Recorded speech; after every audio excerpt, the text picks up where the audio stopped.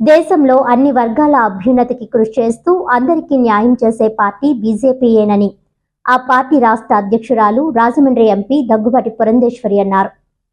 ప్రధాని నరేంద్ర మోదీ నాయకత్వంలోని కేంద్ర ప్రభుత్వం సబ్కా సాథ్ సబ్ వికాస్ నినాదంతో అన్ని వర్గాల సంక్షేమానికి కృషి చేస్తుందన్నారు. ముఖ్యంగా బడుగు బలహీన వర్గాల అభ్యున్నతికి ఎన్నో పథకాలు ప్రవేశపెట్టి అమలు చేస్తోందని అన్నారు. ఎంఆర్పీఎస్ నాయకుడు తగరం సురేష్ బాబు 200 మంది అనుచరులతో జిల్లా బీజేపీ కార్యాలయంలో సోమవారం సాయంత్రం ఏర్పాటు చేసిన సమావేశం సందర్భంగా బీజేపీలో చేరారు.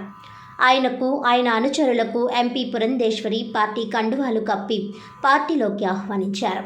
ఈ సందర్భంగా జిల్లా బీజేపీ అధ్యక్షుడు బొమ్మల దత్తు అధ్యక్షతన జరిగిన సమావేశంలో ఎంపీ పురంధేశ్వరి మాట్లాడుతూ, ప్రపంచంలో అతిపెద్ద పార్టీగా బీజేపీ అవతరించిందంటే అందుకు అన్ని వర్గాల ఆదరణ కారణమని అన్నారు. అంబేద్కర్ పేరు చెప్పుకున్న పార్టీలు ఆయనకు చేసిందేమీ లేదన్నారు. అయితే వాజ్పేయి ప్రధానిగా ఉండగా అంబేద్కర్కి భారతరత్న ఇచ్చిందని, అలాగే అంబేద్కర్ పుట్టిన ప్రదేశం, చదువుకున్న ప్రదేశం, జీవించిన ప్రదేశం, మంత్రిగా ఉన్న ప్రదేశంతో పాటు లండన్లో చదువుకున్నప్పుడు నివసించిన ప్రదేశాన్ని సైతం కొనుగోలు చేసి పంచతీర్థాలుగా మోదీ ప్రభుత్వం అభివృద్ధి చేసిందని ఆమె గుర్తు చేశారు. ఒక్క అడుగు కూడా వెనక్కి వేయకుండా మంద కృష్ణమాదిగా వర్గీకరణ కోసం చేస్తున్న పోరాటం గురించి మోదీ దృష్టికి తీసుకువెళ్లింది. తడవుగా ఒక కమిటీ వేయడం, రిపోర్టు కూడా రావడం జరిగాయని ఎంపీ పురంధేశ్వరి గుర్తు చేశారు. ఇక సుప్రీంకోర్టు తీర్పు కూడా వచ్చిందన్నారు. దళిత వర్గానికి చెందిన రామ్నాథ్ కోవింద్ని రాష్ట్రపతిగా చేసిన ఘనత బీజేపీదని ఆమె గుర్తు చేశారు. అందరికీ ఇల్లు ఉండాలనే ఉద్దేశ్యంతో ప్రధానమంత్రి ఆవాస్ యోజన పథకం క్రింద దేశంలో 4 కోట్ల ఇల్లు నిర్మించగా అందులో మన రాష్ట్రానికి ఎక్కువ కేటాయించారని, ఇప్పుడు మరో 3 కోట్ల ఇల్లు దేశవ్యాప్తంగా నిర్మాణం కాబోతున్నాయని, మన రాష్ట్ర వాటాగా ఎక్కువ ఇల్లు కేటాయించారని ఎంపీ పురంధేశ్వరి తెలిపారు. ఇల్లు లేని నిరుపేదలకు, బడుగు బలహీన వర్గాలకు ఇల్లు కేటాయించడానికి తమ వంతు ప్రయత్నం చేస్తామని అన్నారు. అలాగే విశ్వకర్మ యోజన పథకంలో రుణాల కోసం దరఖాస్తు చేసుకున్న వారికి మంజూరయ్యేలా చూస్తామని అన్నారు. దేశంలో అట్టడుగు వర్గాల అభ్యున్నతి బీజేపీతోనే సాధ్యమని బీజేపీ జాతీయ కార్యవర్గ సభ్యులు సోము వీర్రాజు స్పష్టం చేశారు. 1977లో జనతా పార్టీ అధికారంలోకి వచ్చినప్పుడు అట్టడుగు వర్గానికి చెందిన బాబు జగ్జీవన్ రామ్ని ప్రధానిగా చేయాలని పూర్వపు జనసంఘ్ ప్రయత్నం చేసిందని, అలాగే 1980 ఎన్నికల్లో జగ్జీవన్ రామ్ని ప్రధాని అభ్యర్థిగా పెట్టి ఎన్నికలకు వెళ్ళిందని గుర్తు చేశారు.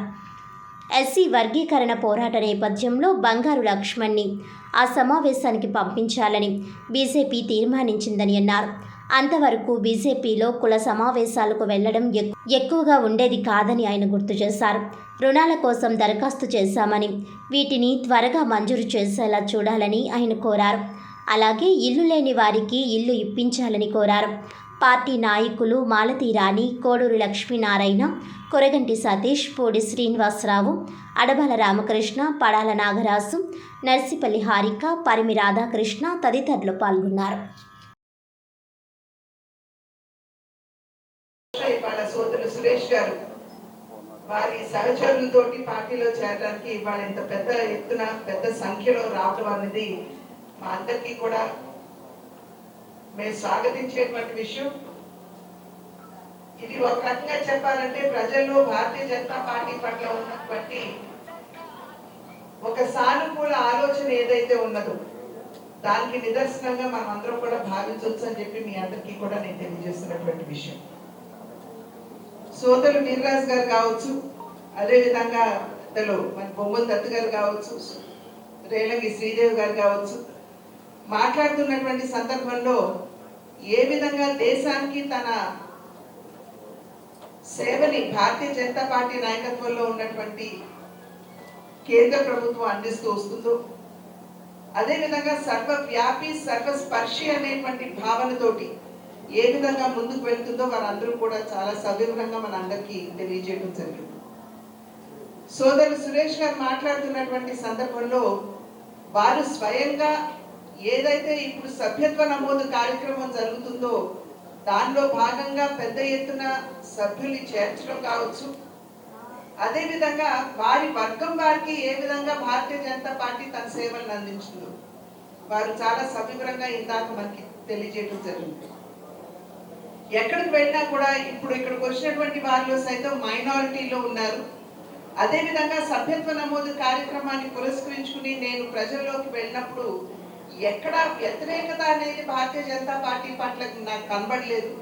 ప్రజలు వారు ఎటువంటి లాభాపేక్ష లేకుండా ముందుకు వచ్చి మేము పార్టీలో చేరతాము అనేటువంటి భావంతో ముందుకు రావడం, భారతీయ జనతా పార్టీని ఆశీర్వదించారని చెప్పి సోదరులు సురేష్ గారు ఇందాక మనకి తెలియజేయడం జరిగింది.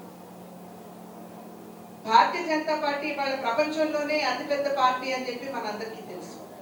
నిన్న మొన్నటి వరకు కమ్యూనిస్ట్ పార్టీ ఆఫ్ చైనా ఉండేది, ఇప్పుడు భారతీయ జనతా పార్టీ అతిపెద్ద పార్టీగా ఆవిర్భవించింది. అయితే ఆ సందర్భంలో 2014 సంవత్సరం నుండి నేటి వరకు అధికారంలోకి వచ్చినటువంటి భారతీయ జనతా పార్టీ దేశానికి ఏ విధంగా సేవలు అందించిందో మనందరికీ తెలియనటువంటి విషయం కాదు. అందులోనూ ఇచ్చినటువంటి నినాదం ఏమిటంటే సబ్కే సాత్ సబ్కా వికాస్, అంటే సమాజంలో ఉన్నటువంటి వారందరినీ కలుపుకుని వారికి సంక్షేమాన్ని అందిస్తూ తద్వారా భారతదేశ సర్వతోముఖాభివృద్ధిని సాధించాలి అనేటువంటి భావన. ఇది జనసంఘ్ ఏదైతే భారతీయ జనతా పార్టీకి మూల సిద్ధాంతంగా అందించిందో, అంత్యోదయ అనేటువంటి మూల సిద్ధాంతం అందించిందో, ఆ మూల సిద్ధాంతం నుండి స్ఫూర్తి చెందుతూ ఈ నినాదానికి శ్రీకారం చుట్టారు నరేంద్ర మోడీ గారు. పనిచేస్తున్నటువంటి భారతదేశంలో ఉన్నటువంటి అతిపెద్ద సంస్థ, ఏకైక సంస్థ అనేటువంటి విషయాన్ని అందరూ కూడా నేను తెలియజేయడానికి ఆనందపడుతున్నాను. చాలా మంది దండోర వర్గానికి సంబంధించినటువంటి వ్యక్తులు వచ్చారు.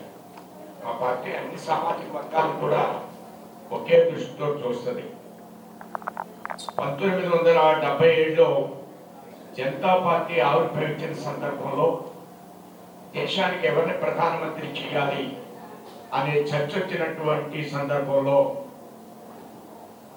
ఆనాడు జగజ్జీవన్ రావు గారు ఉప ప్రధానిగా జనతా పార్టీలో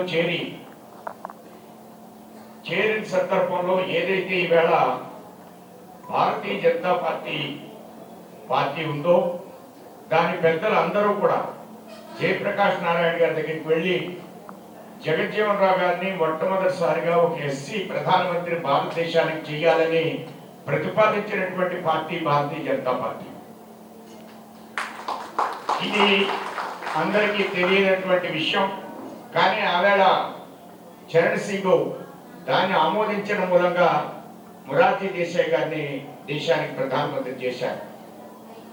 80లో మరలా జగజ్జీవన్ రావు గారు భారతదేశానికి ప్రధానమంత్రి కావాలి అని జనతా పార్టీ తరఫున మేజర్గా ఆవేళ జనసంఘమే జనతా పార్టీలో ఉంది.